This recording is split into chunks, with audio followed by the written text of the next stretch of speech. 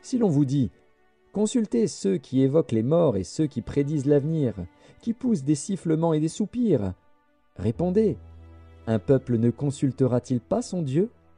S'adressera-t-il aux morts en faveur des vivants ?»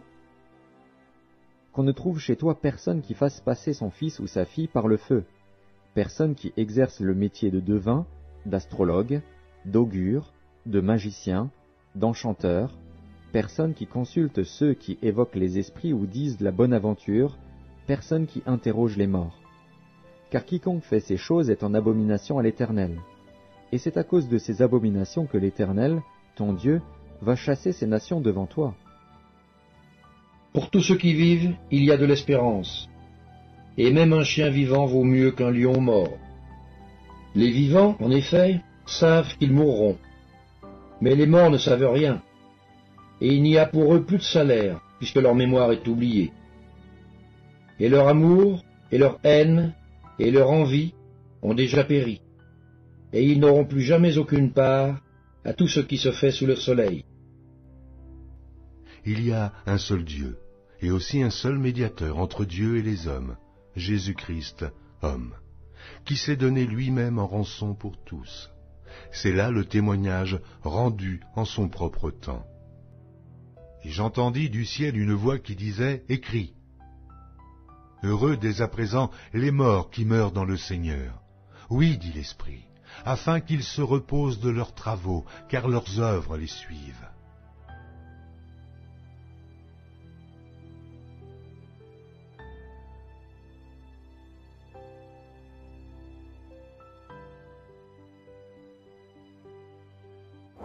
Le père Pavel Bénédict s'apprête à préparer un élément clé de la canonisation dans l'une des pièces les plus importantes du Vatican. C'est ici que sont conservées les reliques des saints. Les reliques des saints sont habituellement des petits fragments d'os. Il s'agit de fragments des corps de saints, des fragments de crâne, d'oreilles, de mains, de dents, qui ont été récoltés durant 2 millénaires.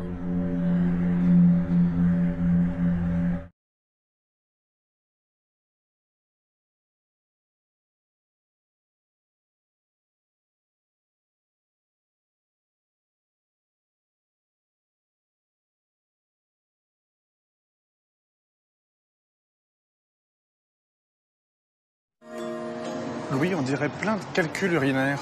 Qu'est-ce que c'est que ces choses-là? Pas du tout. Ce sont au contraire des reliques attribuées soit au Bouddha pour celles que nous voyons dans le grand reliquaire ici, soit attribuées à ses disciples immédiats. Par exemple, les reliques que vous avez dans le reliquaire du milieu, c'est des reliques du sang du Bouddha, du cœur du Bouddha, ouais, même du cerveau du Bouddha, des cheveux, donc qui se transforment en cristaux. Alors, il considère que plus le cristaux est transparent, plus ça veut dire que le sang était vraiment pur et supérieur. Et en général, lorsque ces os se transforment en cristaux, c'est considéré comme une preuve que ce Bouddha, ce saint-là, est devenu arahant, c'est-à-dire qu'il a éteint toutes ses passions et il ne renaîtra plus. Ce qui est le summum de ce qu'un bouddhiste et un moine du petit véhicule peut espérer.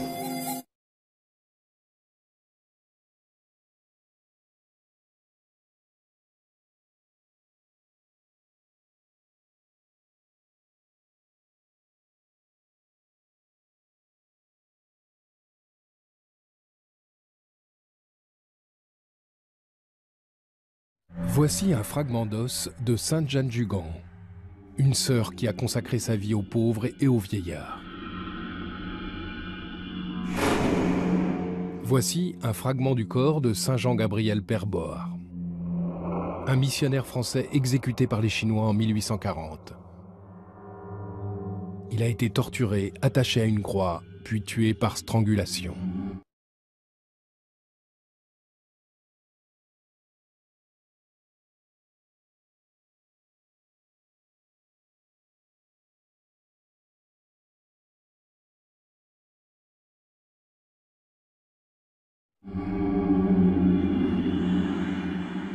Dans cette pièce sont conservées les reliques de 1400 saints. Nombre de martyrs chrétiens morts dans d'horribles conditions à cause de leur foi. Leurs restes sont aujourd'hui vénérés comme des objets saints.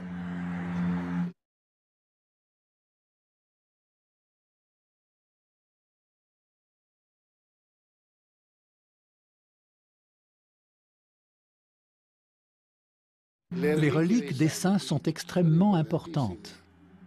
Ce n'est pas une idée comme ça, c'est la réalité. Une relique donne une présence à ce qui n'est plus. Elle rend tangible la présence d'une personne morte il y a peut-être 3 ou 4 siècles. Pour les catholiques, ces fragments forment une partie du socle de leur foi.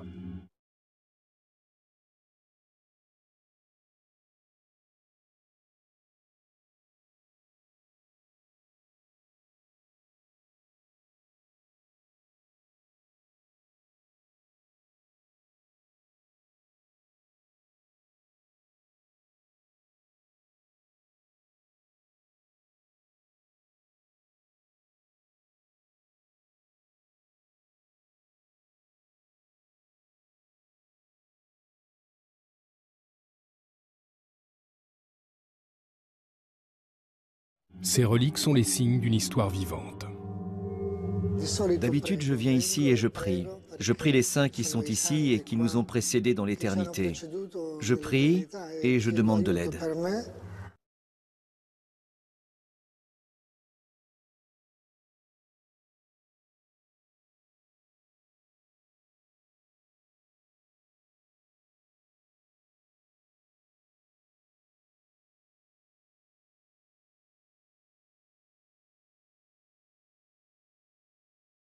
Loin de la case familiale, nous pouvons toujours, au besoin, nous réfugier dans l'intimité de notre cœur et leur adresser sincèrement et intensément nos prières en l'appelant si possible chacun par son nom. Pensez tout particulièrement à ceux d'entre eux qui étaient les plus proches et demandez-leur d'intercéder auprès de Dieu Créateur, l'Esprit suprême, omniprésent, pour nous aider à résoudre nos problèmes. Essayons avec persévérance et ça marchera. Gardons si possible auprès de nous, dans nos maisons, avec nous ou sur nous, quelques objets ayant appartenu à nos défunts, que nous avons aimés, ou encore qu'ils nous aimaient. Par exemple, une montre, une médaille, un vêtement, une photographie. C'est la meilleure manière de nous assurer de leur protection et de leur assistance constante. Tenons particulièrement ces objets en main au moment de nos prières aux ancêtres. Cela augmentera leur efficacité. Chers frères, chères sœurs, mettons à l'épreuve dans notre propre vie ces principes et lois spirituelles que sous-tend le culte sacré des crânes. Nous commencerons alors à réaliser toute la puissance et le caractère pratique insoupçonné des traditions spirituelles bamileke que les autres ont trop vite fait de ranger comme barbares.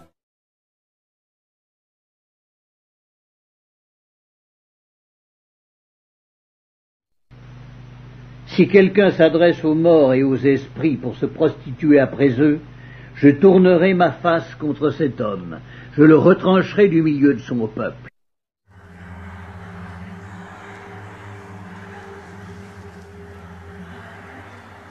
Parmi ce grand nombre de dents et d'ossements se trouve un tube rempli de sang. Voici le sang de Jean-Paul II. La relique n'a jamais été ouverte. Le sang a été prélevé 4 jours avant sa mort. Nous avons ensuite fait fabriquer ce reliquaire. C'est lui qui sera utilisé dimanche lors de la cérémonie de canonisation. Évidemment, la relique du sang de Jean-Paul II est la plus éloquente, car il a littéralement versé son sang.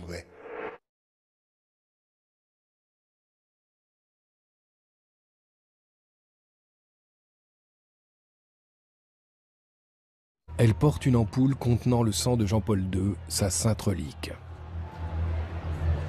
Elle présente l'ampoule au pape, qui la bénit d'un baiser. Pour les catholiques, cette relique est le symbole de la vie éternelle de Jean-Paul II.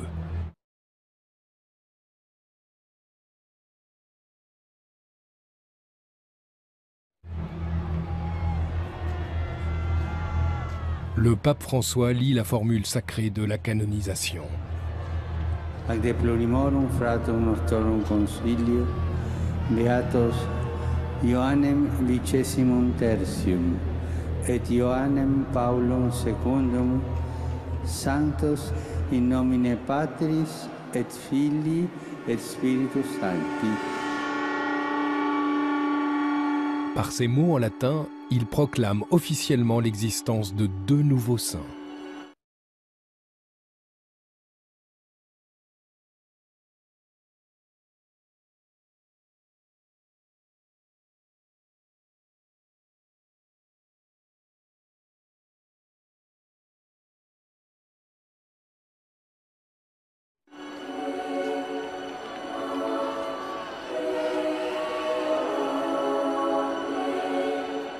Le sang de Jean-Paul II et un fragment de peau de Jean XXIII seront conservés précieusement au sein du Vatican.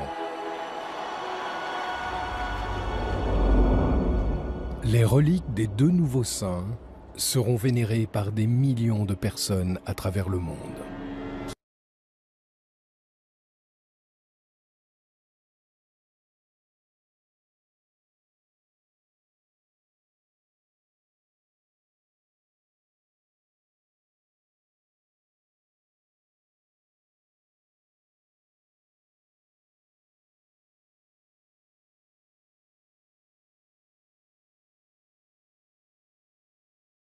Je vous propose un petit détour par le Duomo, la cathédrale de Naples. Aujourd'hui se déroule la liquéfaction du sang de Saint-Janvier. Comment rater un tel moment?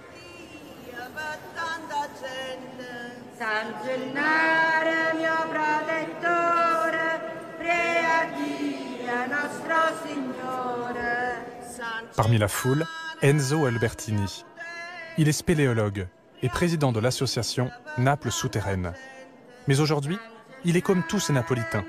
Il ne veut sous aucun prétexte manquer ce moment où le sang coagulé deviendra liquide. C'est le miracle de San Gennaro.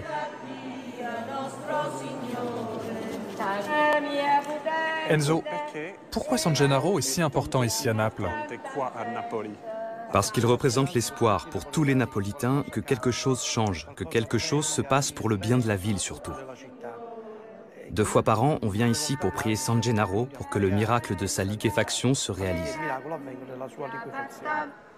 San Gennaro, un martyr qui au IVe siècle sera persécuté par l'empereur romain Dioclétien.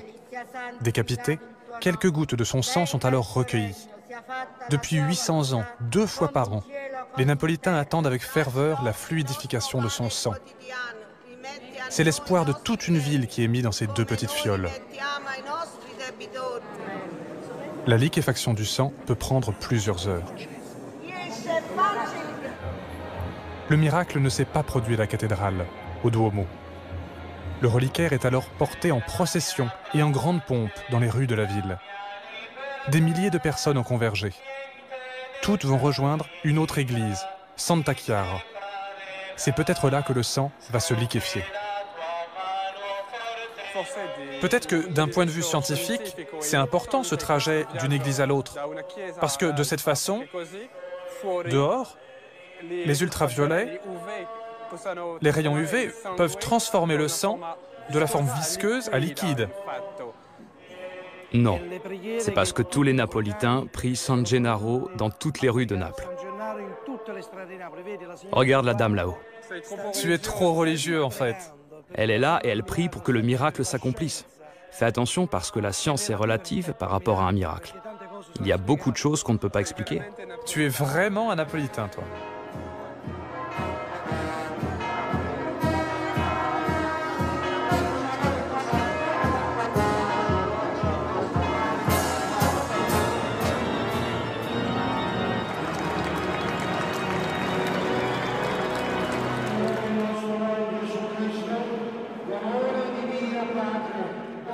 Philippe, regarde, il y a un représentant de la députation de San Gennaro. Il va sortir un mouchoir blanc. Si le miracle s'accomplit, il l'agite comme ça. Et nous, on doit tous applaudir. Ça veut dire que c'est liquide? Il s'est accompli, tu vois. Ça y est.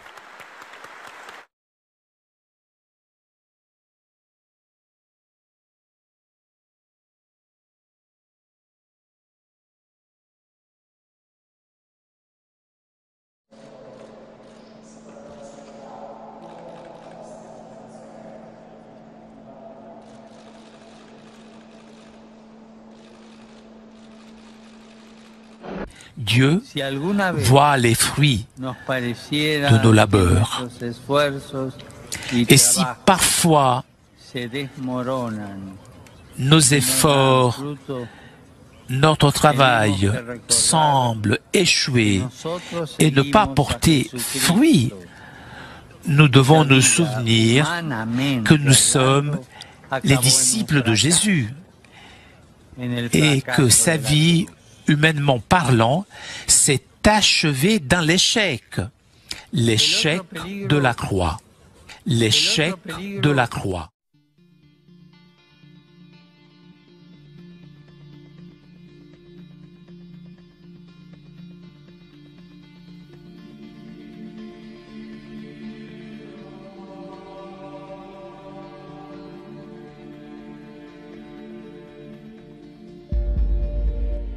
Je suis le premier et le dernier, et le vivant. J'étais mort, et voici, je suis vivant au siècle des siècles. Je tiens les clés de la mort et du séjour des morts.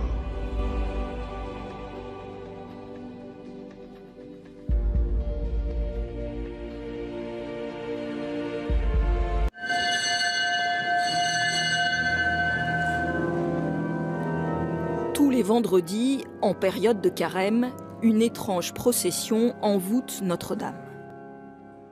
En maître de cérémonie, les chevaliers du Saint-Sépulcre, reconnaissables à leur cape et leur croix caractéristique. La croix de Jérusalem que nous portons, et sur cette croix, il y a 5 croix, la grande et 4 petites, qui représentent les 5 plaies du Christ.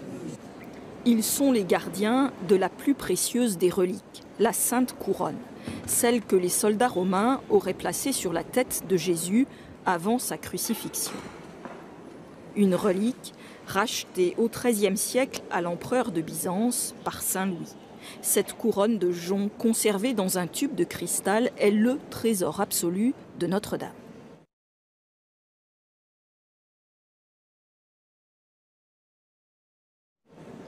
Elle est unique. Il n'y a pas un autre lieu dans le monde qui revendique avoir la couronne d'épines. Et quand je reçois, que ce soit des ministres, des chefs d'État ou des ambassadeurs, qu'est-ce qu'ils demandent? De voir la couronne d'épines et de la vénérer.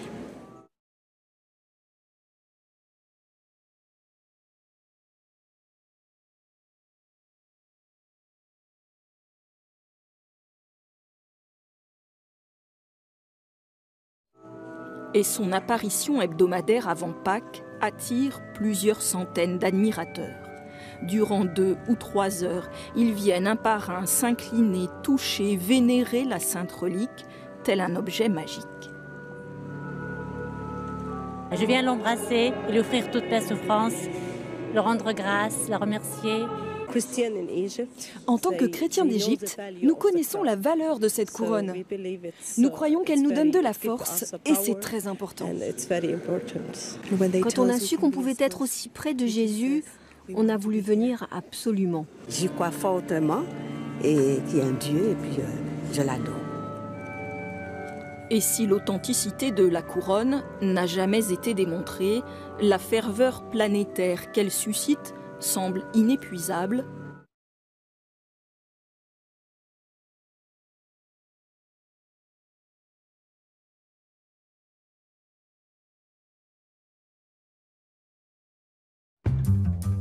Notre-Dame rayonne sur Paris depuis près de 900 ans. À partir du XIIe siècle, des dizaines d'architectes se succèdent pour la construire. 128 mètres de long, 96 mètres de haut, 1000 statues et 300 gargouilles pour en faire le plus bel hommage possible à Dieu.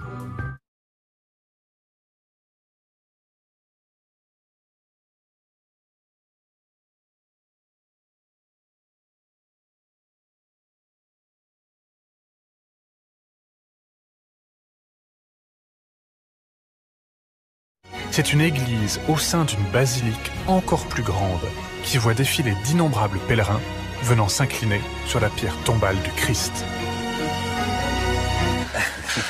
Quels sont les trésors qui se cachent ici, mon père? Quelle est l'utilité pratique pour les chrétiens du Saint-Sépulcre?